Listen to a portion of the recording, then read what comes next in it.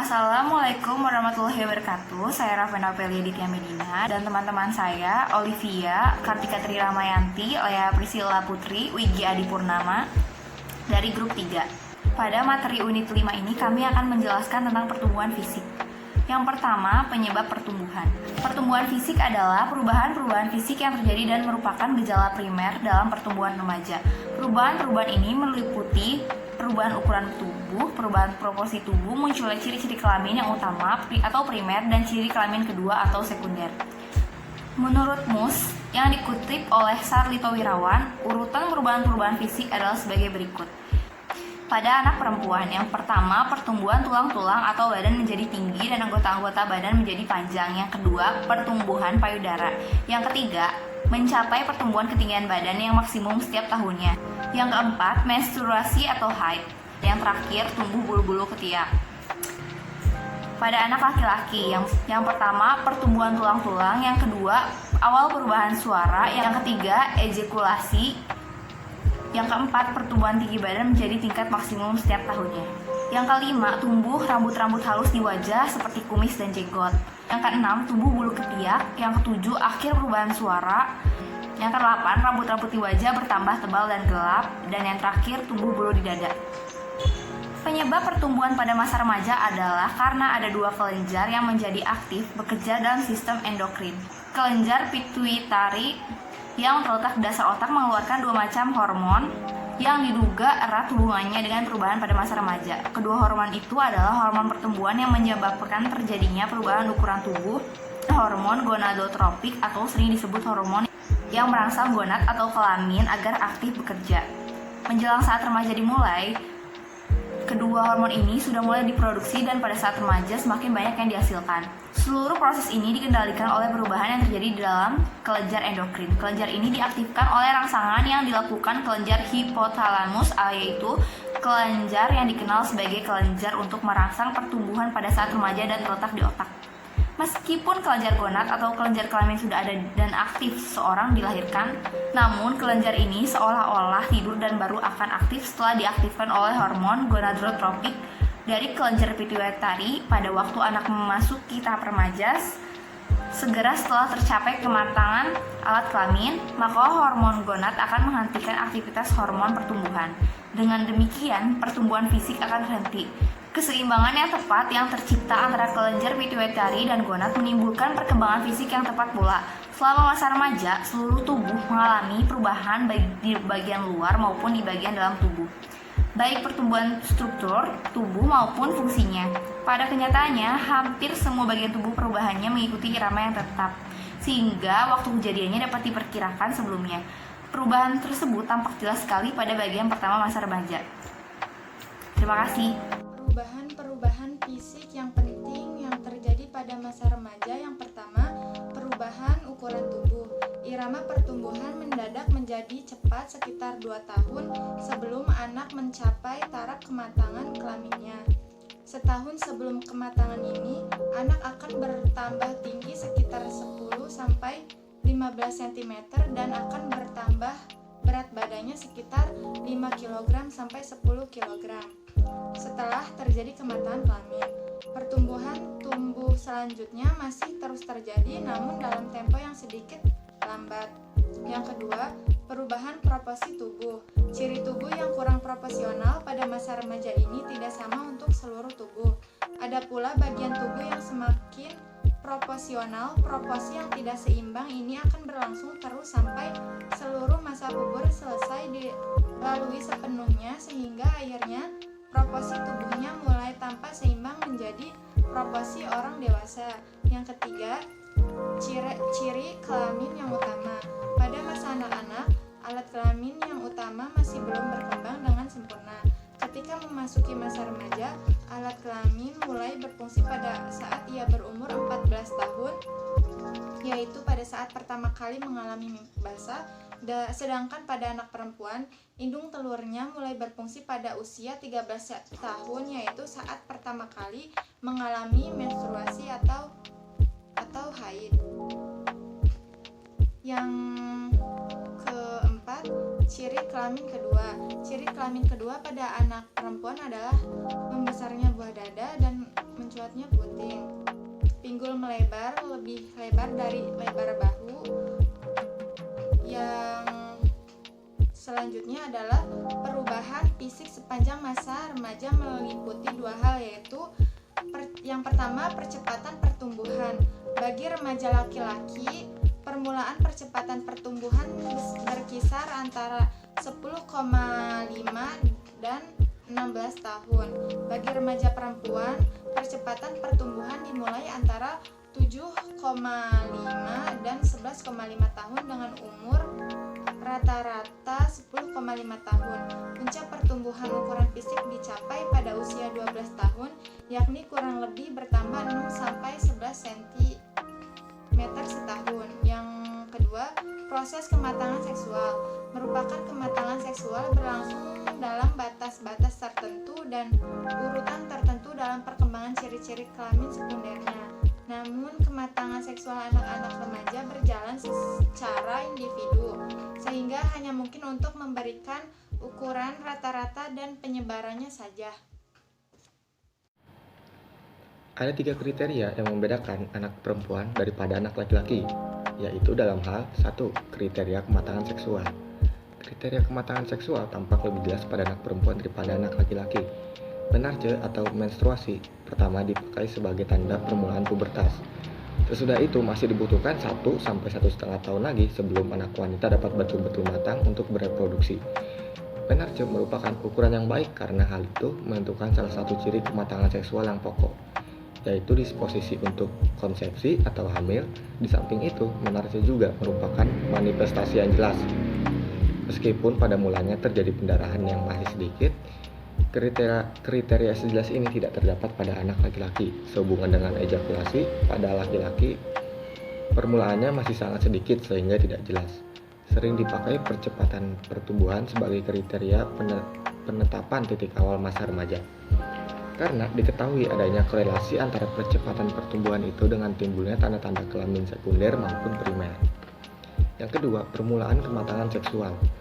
Permulaan kematangan seksual pada anak perempuan kira-kira 2 tahun lebih cepat mulainya daripada anak laki-laki. Menarche merupakan tanda permulaan kematangan seksual yang terjadi sekitar usia 13 tahun dengan penyebaran normal antara 10 sampai 16,5 tahun.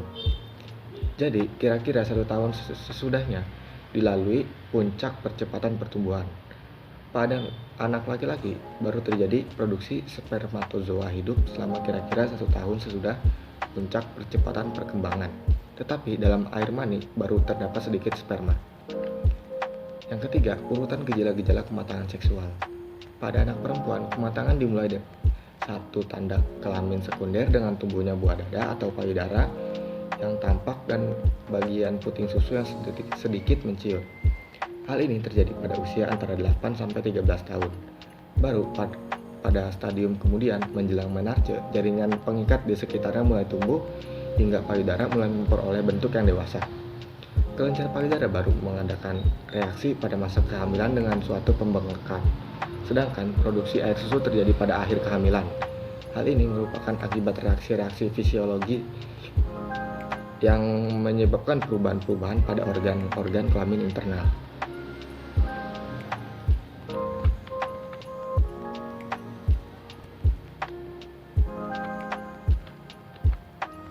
Pada anak laki-laki, kematangan seksual dimulai antara umur 9,5 sampai 13,5 tahun dan berakhir antara 13,5 sampai 17 tahun. Pada usia kurang lebih 15 sampai 16 tahun pada anak laki-laki maupun perempuan, pangkal tenggorokannya mulai membesar yang menyebabkan pita suara menjadi lebih panjang. Anak laki-laki mengalami hal ini lebih banyak. Anak perempuan mendapatkan suara yang lebih tinggi dan nyaring, sedangkan suara anak laki-laki berubah menjadi agak berat dan dalam. Karena pertumbuhan anatomi yang cepat mendahului penyesuaian urat sarafnya, maka timbullah keadaan yang khas pada anak laki-laki. Terdengarnya suara yang tinggi di antara suara yang lebih berat.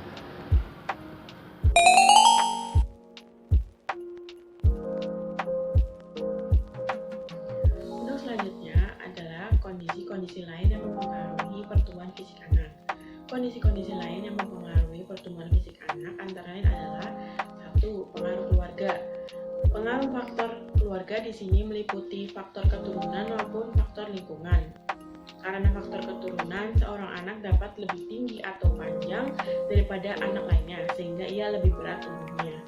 Jika ayah dan ibu atau kakeknya tinggi dan panjang, faktor lingkungan akan membantu menentukan tercapai tidaknya perwujudan potensi keturunan yang dibawa anak tersebut. Pada setiap tahap usia, lingkungan lebih banyak pengaruhnya terhadap berat tubuh dan daripada terhadap tinggi tubuh.